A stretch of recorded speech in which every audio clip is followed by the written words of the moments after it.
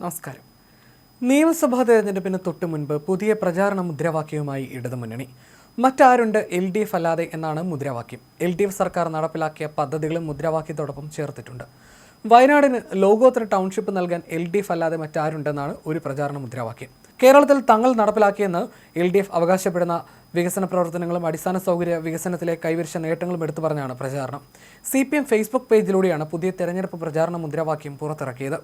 LDF സർക്കാർ നടപ്പിലാക്കിയ പദ്ധതികളും മുദ്രാവാക്യത്തോടൊപ്പം ചേർത്തിട്ടുണ്ട്. ഇത്തവണ മൂന്നാം LDF സർക്കാർ ലക്ഷ്യമിട്ടാണ് വോട്ട് അഭ്യർത്ഥന. സർക്കാരിന്റെ ഭരണ നേട്ടങ്ങൾ ഒന്നൊന്നായി ജനങ്ങളെ അറിയിക്കുന്ന രീതിയിലാണ് പ്രചാരണം. കേരളത്തെ അതിദാരിദ്ര്യമുക്തമാക്കാൻ LDF അല്ലാതെ മറ്റാരുണ്ട്?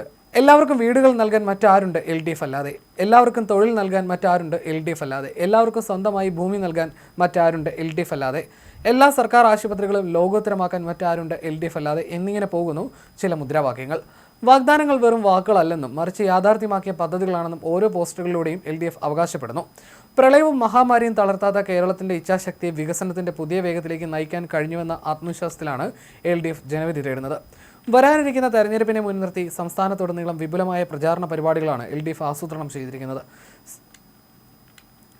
നടപ്പിലാക്കിയ വികസന പ്രവർത്തനങ്ങൾ ജനങ്ങളിലെത്തിക്കുകയാണ് തങ്ങളുടെ പ്രധാന ലക്ഷ്യമെന്നും അവർ അവകാശപ്പെടുന്നു. വിദ്യാഭ്യാസം, ആരോഗ്യം, വ്യവസായം, സ്ത്രീ സുരക്ഷ, ടൂറിസം തുടങ്ങിയ മേഖലകളിലെ മാറ്റങ്ങൾ എടുത്തു പറഞ്ഞാണ് രംഗത്ത് വരുന്നത്.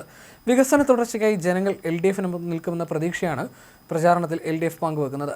അതേസമയം LDF വരും, എല്ലാം ശരിയാകുമെന്നതായിരുന്നു 2016 കേരള നിയമസഭ തെരഞ്ഞെടുപ്പിലെ LDFന്റെ മുദ്രാവാക്യം.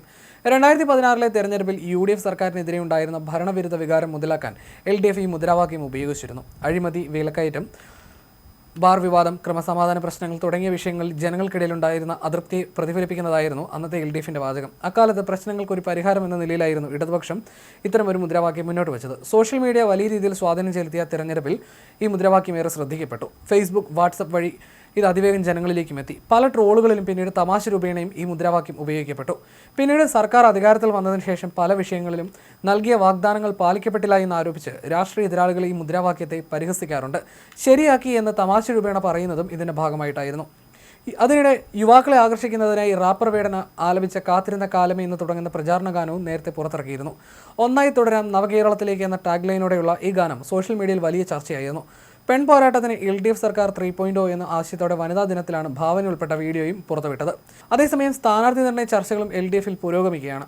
CPM സ്ഥാനാർത്ഥി നിർണയം ഏകദേശം പൂർത്തിയായി. ഔദ്യോഗിക പ്രഖ്യാപനം പിന്നീടുണ്ടാവും. CPI 25 പേരുടെ പട്ടിക അംഗീകരിച്ചു.